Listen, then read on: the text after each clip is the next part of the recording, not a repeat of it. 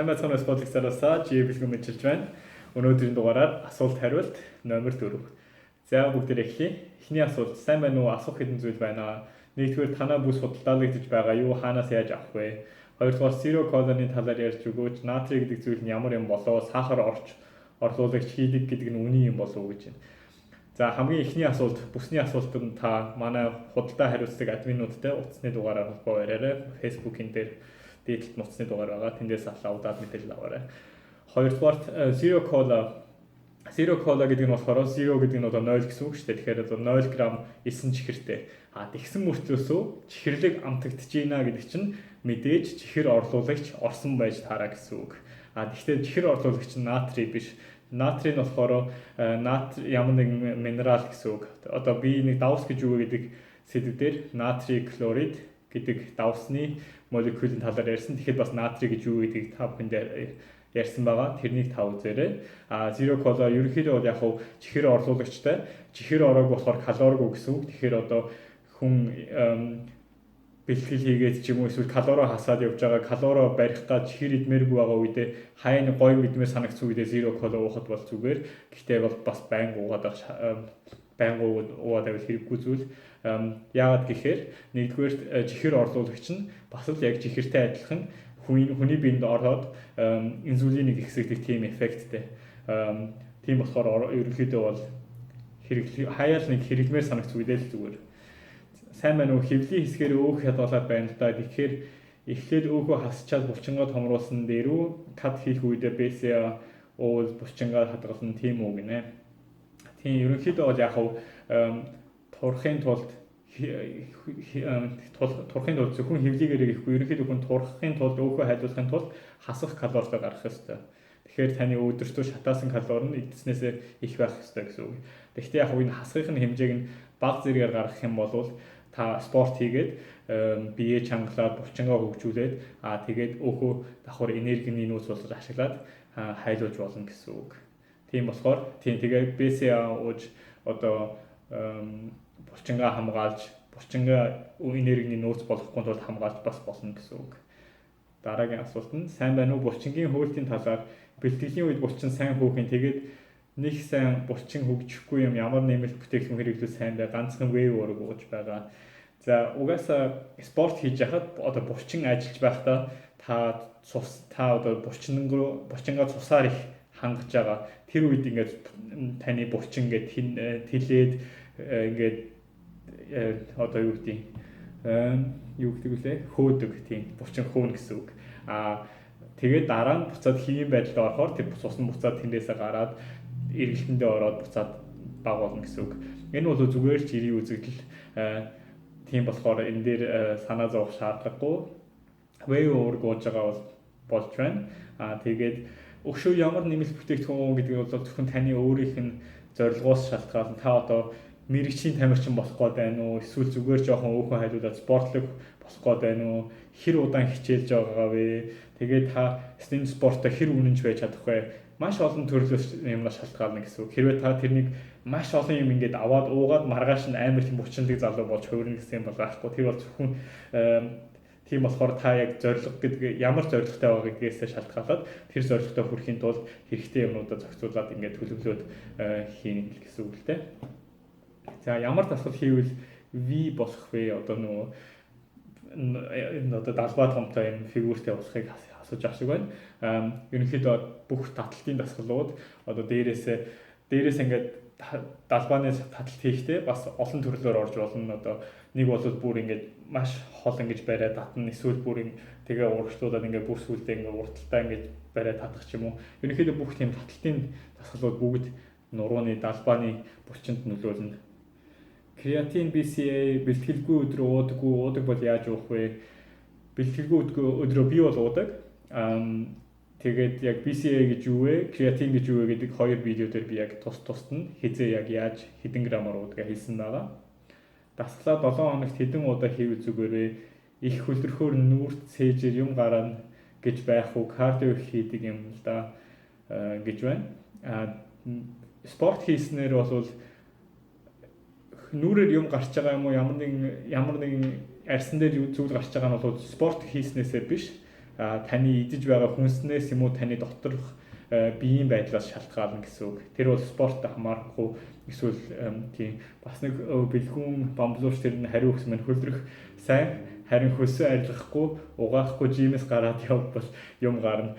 Дуртгаасаа ярьж ашиг байна. Ерөнхийдөө тийм бас хөлдрөхөөр угаасан нэг арсны нүхнүүд одоо бүгдээр онгоодог. Тэгээ онгойлгож тэгж хөлөрч тэр хөлөрнө гэдэг чинь одоо усаа биеэс шахаж байгаа. Ус нь шахагдахдаа арсны нүхээр гарч ирнэ.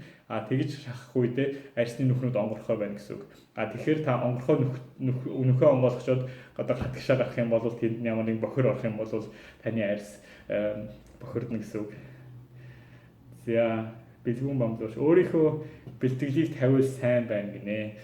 За ерөнхийдөө энэ талаар төлөвлөгөө байгаа. Тэгж жагаад бид нар янз янзын төлөвлөж байгаа. Ерөнхийдөө хийх байгаа. Тэгэхээр сайн байх нэ. Сайн байна уу? Өөрийнхөө мөрний нэг өдрийн дасгалын бичлэгийг тавих боломжтой юу? Ямар дасгалыг хэдэн оролдоор хийдэг вэ гэж.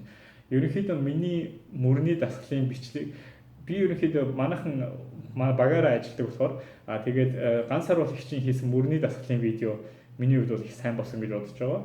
Тэгээд ерөнхийдөө ганц сар бол их чинь мөрний дасгалын видеонуудыг би тэр бэлтгэлийн дасгалуудыг би бүгдийг хийдэг. Тэрнээс гадна бас нэг хийдэг юм нь яг нөгөө military press гэдэг том штанг бариад урталтаа барьж агаад урагш агаад үлддэг. Тэрнийг аль болох зогсож байгаа дахиу хийдэг. Тэгээ бас сууж агаад хийдэг. Тийм тэрнийг хоёр аргаар хийдэг. Бус дасгал нь болохоор яг ганц сар бол их шиг ордог. 7 хоногт ямар хуваараар бэлтгэл хийвэл зүгээр вэ гэж байна. Энэ бас таны өөрийнх нь биеийн хүч чадал, биеийн тэнхээ тэгээ бас бас хэр их ачаал авах чадaltaй бай бүх юмнаас шалтгаална. Тэгээ хоол хэр сайтай байна, хэр төвчээртэй байна бүх юмнаас шалтгаалдаг. Би өөрөө хувьдаа ярих юм бол би 7 хоногт ерөнхийдөө нэг 4-5 удаа явдаг. 4 явахдаа заавал миний дасгалаа хийхдээ таталт түлхэл гэж 2 хуваагаад тэгээ тэрнийг 2 удаа авдаг. Нийтдээ 2 удаа 7 хоногт 2 удаа татдаг, 2 удаа түлхдэг. Тэгээ 5 дахь нь болохоор ерөнхийдөө кардио байдаг. Тэгж ордог. Сайн байна уу? Гоё хэсгээрээ яаж турах вэ? Гоё хэсгээрээ турахын тулд ерөнхийдөө дахиад нэг юм хэлэхэд хүн хэсэгчлэн турна гэдэг одоо юу гэдэг би гидснийхээ эндээ л өөхтэй байна. Өөр газар ямар ч өөх байхгүй. Тэгэхээр одоо энэ хүн эндээ ингээ гидсний дасгал хийгээд байвал хэрнээ арилчна гэдэг ч юм уу. Эсвэл гуйны хэсгээрээ өөхтэй болоо гуйынхаа зөвхөн гуйны дасгал хийгээ гурны өөх хайлгна гэдэг ч юм уу. Тиймэрхүү юм бол байдаггүй. Ерөнхийдөө хүн жигд турдаг, эсвэл жигд таргалдаг. Яг хав хүмүүст таргалахдаа эсвэл турахтаа өөхөө хоримтлуулах, өөхөө хасах нь болохоор хүмүүстэй өөр юм онцлогтой байдаг л да.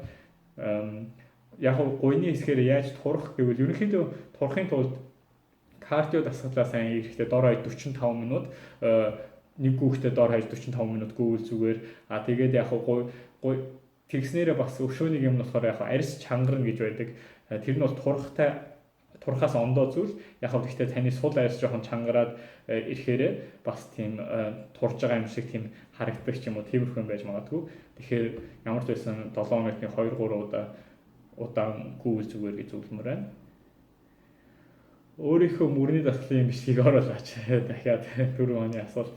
Сайн байна уу? Юуны маш сонирхолтой хэрэгтэй үнцэнтэй мэдээлэл тавьдагт баярлалаа. Асуулт: хоол орлуулах нунтаг бүтээгдэхүүний талаар ямар бодолтой байдаг вэ? Яарсан үед найруулж уух нь ямар нэгэн сөрөг нөлөөтэй гэж боддгоо? Жишээ нь Herbalife ч юм уу. За хоол орлуулах одоо өөрөөр хэлбэл энэ үгэн дотор нь байна гэсэн үг шүү дээ. Ямар нэг юмыг та ямар нэг юмар орлуулах гэж хичээж байгаа. Тэгэхээр та одоо 100% орлуулж чадж гин үү гэдгээс шалтгаална. Гэхээр орц нь ямар юм байна, хэр чанартай үед байна гэдгээс шалтгаална гэсэн үг. Би бол та бүхэн постнуудаас харж ирсэн байх хоол орлуулах тиймэрхэн нэг хэрэглэхийг хичээдэггүй. Гэхдээ би муу гэж хэлээгүй. Яг би өөрөө зүгээр хоолоо нэг өдөртөө ирэх 2-3 хоногийн хоолыг дандаа бэлдээд савлаад хуваарлаад хөрөгчөндөө хийж аваа явчихдаг. Тэр нь бол миний хувьд бол зүгээр гэж бодог. Яагаад тэгэхээр яаж ч утсан та одоо би аль нь байглаас заяасан одоо аль нэг юм уу махыг ингээд өөрөө боловсруулад идэх эсвэл ямар нэгэн процессор тэрнтэй адилхан юм гаргаж ирсэн юмыг хийдээ тэр нь болохоор тэр аль нь байгалийн тэр юмыг орлуулах гэж хичээдэг тийм нэг сонирхол байдаггүй. Энэ бол гэхдээ миний яг өөрийн зарчим гэхүү дээ. Гэхдээ яг нэг яг энэ дээр юм хэлэхэд бол бүтээгдэхүүн болгон сайн байх албагүй, бүтээгдэхүүн болгон бас муу байх албагүй. Та хэрвээ орлуулах нунтаг хэрэглэх шаардлагатай байгаа бол яг орцыг нь л зөв сайн шалгах хэрэгтэй гэсэн үг. Юу орсон юм байна? Тэгээд дотор нь орсон юмнууд нь чанартай юм байна уу? Чанаргүй юм байна уу? Хэр их сахар орсон юм байна? Хэр их тос орсон юм байна? Тосных нь хэдэн хувь нь хансан тос байна? Хэдэн хувь нь ханаагүй тос байна? Хэр их уураг орсон юм байна? Уураг нь болохоор юунаас гаралтай уураг байна гэдэг. Тэгэж яг сайн шалгасны эцэст яг орлуулалтаа сайн юм байж магадгүй бах. Гэхдээ тэр хоол орлуулсны оронд яг өөртөө бэлдээд аваад явах юм бол ерөнхийдөө бас нөгөө талаас хямдж босох бах. Тийм болохоор та энэ талаар сайн өөрөө бодоод өөрөө шийдээрэй. Орой бэлтгэл хийх хүн бэлтгэлийн дараа хоол идэх нь зөв үү, буруу юу? Эмч нар орой хоол идэх нь буруу гин, фитнес хийх бэлтгэлийн дараа хоол идэх нь сайн гин, аль нь зөв бэ гин. За энэ болохоор зөв буруу гэж асуулт нь одоо ямар асуулт вэ гэдгээс шалтгаална л да. Эмч нарын зүгээс болохоор энэ эрүүл мэндэд сайн муу гэдгээс буруу гэж хэлж иж магадгүй. Фитнес хийх нь болохоор булчингаа хөгжүүлэхийн тулд зориулахаараа хоол идсэн дээр ч гэдэг юм уу, тиймэрхүү талаар зөв буруу гэдэг нь одоо энэ асуулт нь тодорхой биш байгаа байхгүй, эсвэл зорилго нь тодорхой биш. Одоо та эрүүл мэндэ бодоод айгуул эмчнэр нь хорой хоол бага идэх ч гэдэг юм уу, тиймэрхүү юм байж магадгүй. Нөгөө талаас та аль болох булчингийнхаа хөгжлийг сайжруулахын тулд болохоор идэх хэрэгтэй ч гэдэг юм уу. Миний бодлоор бол гэхдээ орой бэлтгэл хийдэг ч гэсэн бэлтгэлийн дараа заавал тодорхой хэмжээгээр хоол идэх шаардлагатай. Яагаад тэгэхээр та энерги алдсан байгаа, ядарсан байгаа. Тэгээд шөнө унтахынхаа өмнө та бас тодорхой хэмжээний амин дэм олж авчиж та шөнө амарч байхдаа өөрийгөө сэргээх процесс явагдана. Тийм болохоор хамгийн гол нь зөв юм идэх хэрэгтэй. Одоо оройтох юм бол нүүрс ус арай багатай идэх ч юм уу, тосон дээрээ бас жоохон анхаардаг ч юм уу, мах дээрээ бас хэтрүүлчих нэг их маш их хүндрэлтэйгээр мах идэхгүйгээр ч юм уу, хөнгөн маягаар гэх юм бол жоохон салаад идээд баг зэрэг хэмжээний мах идээд тэгээд яг унтахынхаа өмнө эсвэл жоохон тараг уудаг ч юм уу, тиймэрхүү баг зэрэг хөнгөн идэх юм бол ямар ч асуудалгүй. Тэгээ бас мэдээж эрүүл мэндэд бас сайн гэсэн үг юм. Яаж жин нэмэх вэ? Инсулиныг заавал хийлгэх ёстой юу? За инсулин гэж юу вэ гэхээр энэ болохоор биед өөрөө ялгардаг гормон. Тийм болохоор энийг ямар ч заавал энийг хийлгэх шаардлагагүй. Та энийг өөрөө үүсгэх нь. Энийг үүсгэхийн тулд юу хийх вэ гэхээр нүүрс ус идэх хэрэгтэй. Нүүрс ус идэх юм бол таны биед инсулины хэмжээ өндөр байна гэсэн үг. Одоо будаа төмс гурилан бүтээгдэхүүнүүдийг хийх юм бол инсулин ихтэй байна гэсэн үг. Сайн уу, баг хийх талаар зөвлөгөө өгөөч. Сайныхтай яг адилхан асуулт байна. Сайн байна уу? Би Солонгост ажиллангаа сурч байгаамаа. Урд нь бэлтгэл хийдэг байсан болохоор хийхгүй болохоор байж чадахгүй. Өдөрт 12 цагийн ажил хийгээд орой 11 тараад нэг хүртэл бэлтгэл хийгээд унтаж байгаа. Гэхдээ нэлээд ядаралтай хүч амар унсан, цаашдаа хийсэн ч дээр болов яасан дээр бол энэ бол та үнэхээр маш физикийн одоо биений ачаал маш их өндөр авч байгаа гэсэн үг. Тэгэхээр мэдээж маш их ядарна. Ядрын эсрэг яаж нөлөөлөх вэ гэхээр та амрах цагаа зохицуулах хэрэгтэй. Тэгээ бас өдөртөө шатааж байгаа калорийнхаа тоог бодоод калори аль болох олж авах хэрэгтэй. Тэгэхгүй бол та хэтэрхий их калори багтаа явах юм бол маш их ядраад нэлийн ерөнхийдөө эцэст нь та зүгээр л энерги алдаад үлдэнэ гэсэн үг. Тийм болохоор яг хэрвээ шатаасан калориос их калори идэх тийм боломжтой бол тэрнүүгээ идээд бэлтгэлээ хийгээд явбал болно. Гэхдээ энэ бол яг бас хүндрэлтэй асуудал. Энэ тал дээр бол та яг янз янзын бас уурагны бэлтгэл ч юм уу ямар нэг юмар өөрийгөө дэмжиж болно. Тэгээд оролдоод зүгээр яж магадгүй. Ялангуяа бэлтгэд орохын өмнө дахиад жоохон BCAA-ууд юм уу гэх юм бол ядаргааны эсрэг үйлчлээд гайгүй болох байх гэж бодож байна. Баг хийж байх үеийн хооллол бас хэд хоног хэдэн цагийн зайтай хэдэн калори авах ёстой вэ? Биеийн чинь нас хүйснээс хамаарах байх. Нэгдүгээр мэдээж биеийн чинь нас хүйс өндөрөөс бүх юмас хамаарна. Тэрүүгээр би жингээ удирдах гэдэг видео хийсэн байгаа. Тэрүүгээр та өөрийнхөө өдөртөө шатаадаг калорийнхаа хэмжээг бодож олоорой. Тэгээд тэрнээсээ 300 400 калори нэмэлттэйгээр хоол идээд яваад хахад баг хийн гэсэн үг. Эсвэл өөрийнхөө жинг дөрвөр үрдсэн хэмжээний нүүрс ус одоо 770 кг жинтэй бол тэрний дөрвөр үржихээр одоо 280 г нүүрс ус өдөртөө идээд явж хахад та баг хийж байгаа гэсэн үг ерөнхийдөө. Сайн байна уу? Хөлийн шилжлэний булчин яаж хөгжүүлэх вэ? Тийм дасгал хэлээд өгөөч. Бас хэдийн хугацаанд фитнест дасгал хийвэл үр дүн мэдэгдэх үү. Ерөнхийдөө шилдний булчингийн дасгал би хийхдээ урт штанг бариад хоёр салмж ингээд тохируулаад тэгээ үлми дээрээ дээш доош ингээд хөдөлдөг.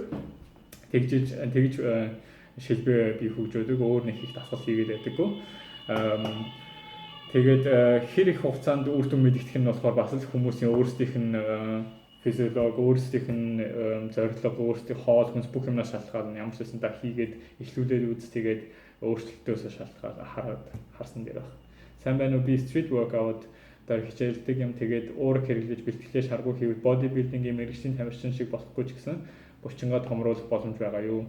Мэдээж болдгүй яах вэ? Та мэдээж тэр чинь бас маш их булчингийн ажил шаардлагцсан, одоо хүч шаардлагцсан дасгалууд орж байгаа гэсэн үг. Тэгээд зүг яах вэ? Зүгээр дашрамд хэлэхэд аль болох олон төрлийн дасгал хийж, олон төрлийн булчингаа ажилуулахыг зорих хэрэгтэй. Одоо бодибилдинг гэдэг чинь бид нар чинь бүх булчингаа ингээ хуваарлаад ингээд бүх булчингаа ажилуулах гэж хичээдэг. Street workout ч болохоор яг зөвхөн юм штангтай харьцдаг гэдэг утгаараа ч юм уу, тийм болохоор далбаа бол маш сайн хөгжих баг. Тэгээ хоёр толгойд бас сайн хөгжих байх. Яагаад тэгэхээр татна. Бас түлхдэг болохоор гурван толгойд сайн хөгжих баг. Хүлний дасгал юм уу, эсвэл цээжний дасгал эднэр дээр жоохон ямар street workout-ын дасгал байдгийг би сайн бас мэдэхгүй байна. Гэхдээ ерөнхийдөө тэр дээр анхаарал аль болох бүх булчингаа ажилуулах юм бол ерөнхийдөө жигд гой хөгжих баха. Гэртээ яаж булчингаа хөгжүүлэх үү? Заавал фитнес төхөөрөмж хэрэгтэй юу? Заавал ерөнхийдөө тэр нь бас таны өөрийнх нь биеийн дэх булчингийн хэмжээнээс шалтгаална. Одоо би бол жишээ нь гэртээ булчингаа хөгжүүлэхэд жоохон хэцүү байх. Яг тэгэхээр нэмэлтжин надад шаарддаг гэж би булчиндаа зөв ачаал одоо хүнд ачаал өгөх боломж гарна гэсэн үг. Хэрвээ та баг зэрэг булчинтай юм уу эсвэл дөнгөж эхэлж байгаа хүмүүс бол яг хөө гэртээ мэдээж янз янзын аргаар сунаахаас өсүүлээд зөндөө дасгалууд хийж үзэж болно. Тэрэн дээр бол яг хөө YouTube дээрээс home workout гэдэг зүйлийг хайгаад үзэх юм бол янз янзын видеонууд гарч ирэх баг. Тэгээд тэн дээрээс туршаад үзээрэй. Алкогольны талаар, алкогол одоо спиртийн талаар асуусан байна. Энэ талаар та бүхнийг сонирхвол нэг мөсөн спортоор хичээлдэг хүмүүс алкогол уувал одоо ямар нөлөө үзүүлдэг талаар видео хийх юм уу гэж бид нар ярилцаад байгаа. Хэрвээ тэр талаар сонирхолтой байгаа бол энэ видеоны доор комент үлдээгээрэй. Жирийн фитнес хайлт явдаг эмэгтэй хүн ямар витамин уух шаардлагатай вэ? Жишээ нь E витамин, омега 3 тэгээд бүгднгийн нэг дөрөв өглөө уух хэрэгтэй эсвэл витаминаас хамаарат уух цаг нь өөр байд юм уу? Хоолны дараа юу эсвэл өмнө үү? Ерөнхийдөө жирийн витаминуудыг бол өглөө хоолтойгоо өглөөнийхөө цайтай хамт ч юм уу эсвэл өдөр уухад бол асуудалгүй. Заавал тэдэн цагт тэр витамин ууж ижил үйлчлэх гэдэг юм тийм бол байхгүй. Омега 3 гэдэг бол витамин биш, энэ бол тос шүү дээ, тийм. Энэ бас биенд хэрэгтэй тос. Та бүхэн бас энэ талаар мэдээлэл сонирхвол тусад нь видео хийж ерөнхийд нь их мэдээлэлтэйгээр видео хийсэн дээр байх гэж бодож байна. Тэгээд энэ асуултанд хэлэхэд ерөнхийдөө витамин өшөө ямар юм хэрэгтэй вэ гэвэл витамин С байж болох юм. Тийм. Тэгээд ерөнхийдөө эмэгтэй хүмүүст гэж зөвлөхөд бол заавал нэг амар тийм олон төрлийн витамин, олон төрлийн эм өглөө уулга ингээд уугаад байх шаардлагагүй байх мэрэгчлийн тамирчин биш бол аль болох витаминлэг одоо ногоо, жимс өглөөнийхөө цаг маш тийм витаминлэг байлгах байгаа цагт бол заавал витаминыг ингээд аптекаас аваад уугаад байх шаардлагагүй гэж зөвлөмөр байна. L-глутамин энэ яг юу гэдгийг тайлбарлаад өгөөч. L-глутамины талаар видео хийсэн байгаа, та тэрнийг үзээрэй, YouTube дээр байгаа. Уураг болоод амин дэмүүдийн талаар тайлбар хийж болох бас видео хийсэн байгаа. Body weight training юу ямар вэ? Энэ талаар зөвлөгөө өгнө үү? Энэ бас яг адилхан түрүүний шиг home workout гэдэгтэй адилхан гэртээ өөрийнхөө биеийн жингээр дасгалаа хийнэ гэсэн үг. Ерөнхийдөө тодорхой хэмжээний хүмүүст энэ бол үйлчлэн. Тэгээд мэдээж одоо юу гэдгийг ихэнх үедээ үйлчлээ, дараа нь таны булчин ингээд хөгжөөд өөрийнхөө биеийг даадаг болцсны дараа дахиад өшөө таны жингээс өөр нэмэлт жин хэрэгтэй болох юм бол одоо хүч булчиндаа та ачаал авч чадахгүй болох ч юм уу, тиймэрхүү байж магадгүй. Тийм болохоор энэ хүнээс өөрөөс нь шалтгаална гэсэн үг. Би гүйлтийн зам дээр их гүйлгэлдээ шилд маань их томроод хатуураад гадагшаага хөгжөөд байна. Яавал дээр вэ? жижигрүүлэх вэ? Гүйхэ болох уу гинэ. Э, булчингаа ашиглаад булчин хөгжиж гин одоо тэгээд энийг жижигрүүлнэ гэхээр яг холын зайд гүйвэл одоо маш удаан холын зайд одоо маратон гэж ярьдаг тэрнтэй адилхан их удаан зайд гүйвэл угаасаа буцаад багасна. Ягаад тэгэхээр тэр их хид их булчин чинь бас л ачаа тээш гэсэн үг. Тийм болохоор буцаад багасаад өөрийгөө нэгтруулаад эхлэн гэсэн үг. Зүгээр сууснаас спорт хийгээд явжсэн дээр байх гэж хэлмээр байна. Тийм тэгээд харин шилдэн жоохон дали юм уу ямар нэгэн тийм яг зөв хөгжихгүй байдаг ч юм уу гадагшаага хөгжөөд байгаа гэж хэлж байна.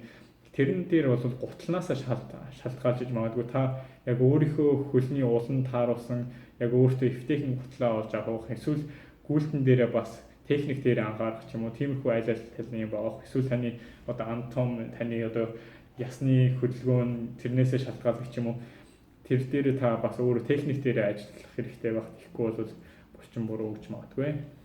Бэлтгэлийн үед болон дараа нь усыг яаж хэрэглэх вэ? Усыг уун хизээж бол хизээ ууж болно.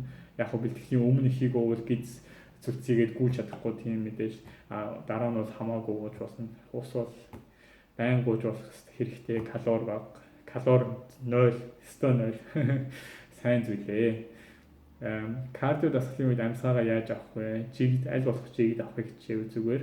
Кардио дасгалын үед зүрхний ачаал их байдаг болохоор аль болох тэрнийгээ тохицруулаад зүрхний ачаал жигд байлгахын тулд бас л жигд амьсгаа авах хэрэгтэй. Монгол хизээ ирэх вэ? Монголд ирээд уулзалт зөвлөгөө өгөх үү? Монголд энэ 100 ирэх гэсэн төлөвлөгөө байгаа. Амжихгүй бол намар ч юм уу ирэх гэж бодож байгаа. Зөвлөгөө, уулзалтын зөвлөгөө энэ тал дээр бид нар бас ярилцаад байгаа. Ямар нэгэн семинар ч юм уу, ямар нэгэн зохион байгуулдаг юм уу гэдэг тал дээр тэгж яагаад өшөө мэдээлэл гаргал та бүхэндээ хэлнэ. Булчин цөмрөлт гэж ярьдаг. Томорч хөөхгүй болсон үед ямар арга хэмжээ авах вэ? Бус булчин хөөгөөд байх юм, томроод байх юм. Булчин цөмрөлт сонсож байгаа юм байна. Яг энэ талаар та өөрөө дахиад бид нартай холбогдоод яг юу болж байгаа талаараа эсвэл зургийн чуулт юм булчин цөмөрч ийсэн гэж харж үзег юм байна. Ямар ч байсан та сайн тайлбарлаад өгвөл би яаж байгаа хариу өгье гэж бодлоо. За ингээд та бүхэндээ асуулт хариулт номер 4-ийг ингээд дуусгалаа. Өнөөдөр жоохон ханиад хүрсэн байсан болохоор гэртээ ногоон цай, витамин С-тэй холиод ингээд уугаад амарч үнэлдэж байна да.